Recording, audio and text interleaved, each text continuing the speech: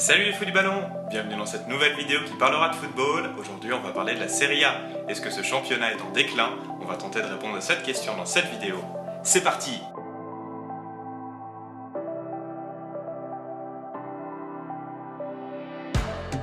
Salut Colin! Alors c'est quoi le problème avec la Serie A? Salut Johan, bah écoute, il y a plusieurs problèmes avec cette série. Premièrement, la Serie A a vécu un exode massif cet été. Peut-être pas en termes de quantité, mais en termes de qualité, certainement. Cristiano Ronaldo, Lukaku, donc les deux meilleurs joueurs du championnat, Hakimi, Donnarumma, ça fait quand même du très très beau monde qui sont partis. Et ce championnat avait une hype qui montait progressivement, avec une Inter qui était vraiment intéressante, avec une Juve qu'on espérait revenir au plus haut niveau, avec d'autres clubs qui montaient. On a l'impression que tout s'est écroulé d'un coup avec ce mercato, avec très très peu de recrutement aussi cet été, beaucoup de recrutement au sein même de la Serie A, mais pas beaucoup de 109 qui arrivent dans ce championnat. Le plus gros transfert, c'est Tammy Abraham à la Roma. C'est un très bon joueur, mais ça ne vend pas non plus du rêve réellement. Donc il y a moins de hype, ce championnat va être moins suivi.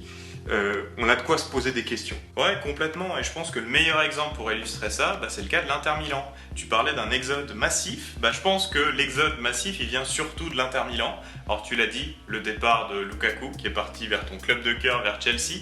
On peut aussi citer Hakimi, qui est parti au Paris Saint-Germain. On peut aussi citer Conte, c'est quand même le coach qui a permis à l'Inter d'être champion. Et il n'est plus là, il a été remplacé par Inzaghi. Et même de manière générale, j'ai envie de dire que le club est gentiment lâché parce que les investisseurs, alors ils sont toujours là, mais ils ont moins envie de mettre de l'argent dans le club. C'est d'ailleurs pour ça qu'ils ont vendu ces joueurs très chers. Donc l'Inter, on en attendait beaucoup et finalement, ils sont pas vraiment au niveau. Effectivement, il y a l'Inter qui n'a pas vendu du rêve pendant ce mercato, qui a beaucoup perdu, qui a recruté un peu, fait une briquet de broc, Dzeko, Correa. Il y a de l'idée, mais c'est quand même pas extraordinaire. À voir ce qu'ils vont donner. Mais il y a un autre club mythique qui a surdominé le championnat ces 10-15 dernières années. C'est la Juve là, qui va pas très très bien. La vieille dame est gentiment en train de mourir malheureusement. Évidemment Pirlo n'est plus là. C'est Allegri qui a repris le bateau qui était en train de sombrer. Comme on l'a dit avant, Cristiano Ronaldo n'est plus là. Cette équipe que Sarri avait considérée comme incoachable il y a 2-3 ans, en fait, on remarque que c'est réellement le cas. Personne n'arrive à faire quoi que ce soit avec cette équipe. Même en essayant de reposer des principes, ça ne marche pas. La machine a de la peine à prendre en ce début de saison. La Juve était relégable il n'y a pas si longtemps. C'est juste hallucinant de se dire ça de la part de la Juve. Ça va être compliqué cette année pour la Juve, d'après moi. Après, nous, on tourne ça avant son match de Ligue des Champions face à Chelsea, justement. Donc à voir si ce résultat de Ligue des Champions pourrait mettre un peu cette vision en perspective. Mais j'ai quand même des doutes. Je t'interromps quand même, mais ça me dit quelque chose. T'as pas souvenir qu'il y a un an, on avait fait une vidéo sur la Juve qui s'appelait « C'est quoi le problème de la Juve ?» Et on avait recensé tous les problèmes que la Juve avait. Et aujourd'hui, force est de constater qu'on avait raison. Je vous laisse aller voir ça. Je te laisse continuer. Après, il y a un autre club aussi qui personnellement me faisait rêver et qui est en train de petit à petit tomber, c'est l'Atalanta, qui est comme une équipe qui a joué les 2 dernières saisons en Ligue des Champions, qui a vraiment été intéressante, qui m'a vraiment fait rêver de par son jeu. Malheureusement, ils ont perdu une de leurs stars, Papou Gomez, qui est parti du côté de Séville, joueur extraordinaire aussi, ce petit lutin qui se balade et qui fait des choses extraordinaires, ça me rappelle un numéro 30 du côté de Paris d'ailleurs. Toute proportion gardée évidemment. Mais bref, aussi l'Atalanta qui est en train de chuter. Donc tous les clubs qui nous ont hypé ces 2-3 dernières années, ou la Juve un peu plus tard, s'écroule. Donc on se dit, la hype, faut la trouver ailleurs. Est-ce qu'on peut la trouver ailleurs? Je pense. Tu parlais de l'Atalanta, j'ai presque envie de dire que c'est la différence entre une équipe et un club. L'Atalanta, c'était une super équipe, pas vraiment un gros club. Tout l'inverse d'un gros club qui est pas loin de l'Atalanta, c'est le Milan AC. Ça, c'est un gros club historique européen et on a toujours su, on rêvait tous un petit peu dans notre cœur que le Milan AC retrouve un petit peu ses lettres de noblesse et redevienne de nouveau un grand club. Et pour moi, un motif d'espoir pour la Serie A, c'est le Milan AC. Déjà, on parlait d'exode massif, mais je pense que le Milan a quand même très bien géré son mercato. Alors oui, tu disais avant qu'ils ont perdu Donnarumma. c'est une perte, alors oui, elle est énorme, mais ils l'ont quand même remplacé avec Mike Maignan, qui pour moi était le meilleur gardien de la Ligue 1 la saison passée. C'est vraiment un gardien, alors il est jeune, il a énormément de potentiel, et c'est un gardien qui fait un super bon début de saison, franchement il en impose beaucoup. En plus, il y a des joueurs qui sont toujours dans une très bonne forme du côté du Milan. Je peux citer Rebic, qui fait un début de saison extraordinaire. Il porte l'attaque du Milan AC, c'est vraiment très beau à voir. Il y a aussi Théo Hernandez.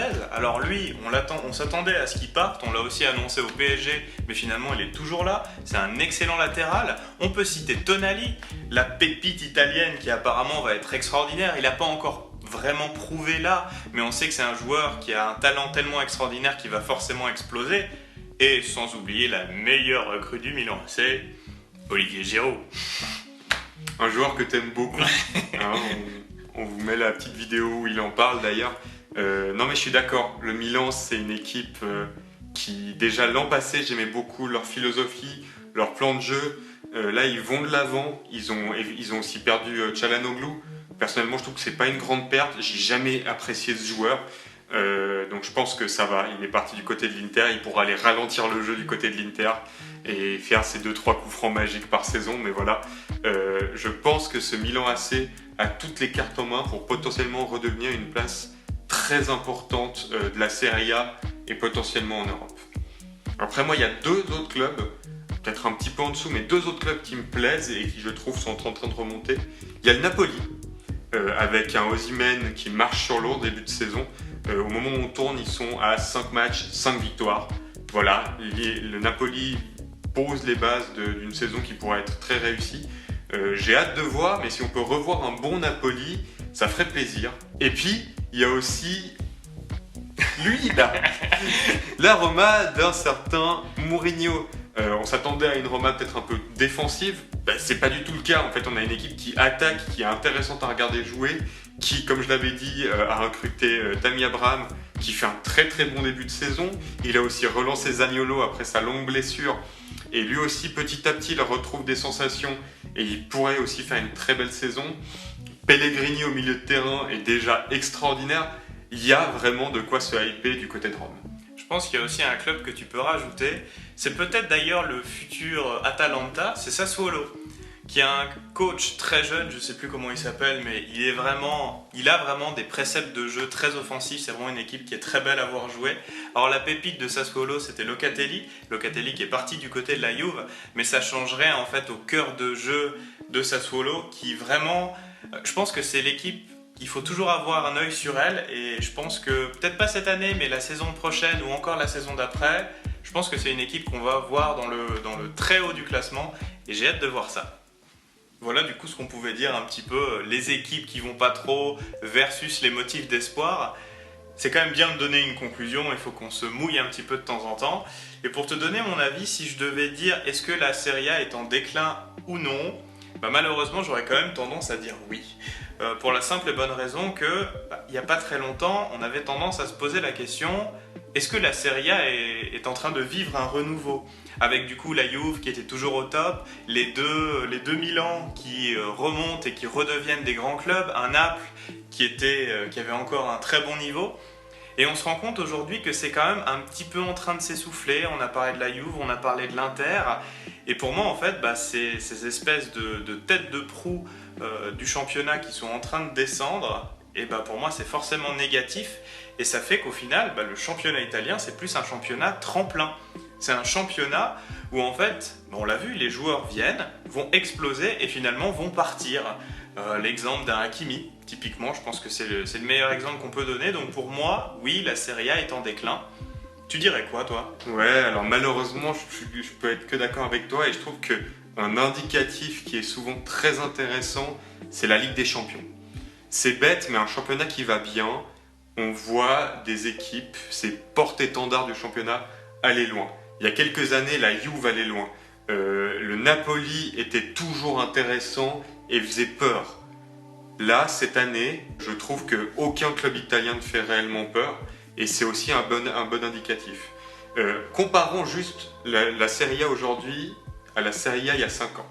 Et on va prendre une comparaison avec un autre championnat dont on a aussi parlé, petite vignette vers la vidéo, la Bundesliga. Si on compare aujourd'hui, On va prendre les deux top clubs, Juventus-Bayern. Aujourd'hui, il n'y a pas photo, le Bayern est clairement au-dessus. Tu poses la même question il y a 5 ans, il y a un certain débat. Il y a 5 ans aussi, tu prenais le numéro 2 de chaque championnat. Il y a 5 ans, c'était le Napoli numéro 2 face au Borussia Dortmund. Ça joue, il y a match. Aujourd'hui, Borussia Dortmund ou bien Leipzig débattent qui est le numéro 2 par rapport à une Inter d'aujourd'hui qui doit se retrouver ou un Milan AC qui est en train de revenir. On voit quand même qu'il y a des clubs beaucoup plus établis en Bundesliga. Et là, on voit vraiment que c'est deux championnats qui ont eu des trajectoires complètement différentes et qu'un championnat réussit beaucoup mieux que l'autre.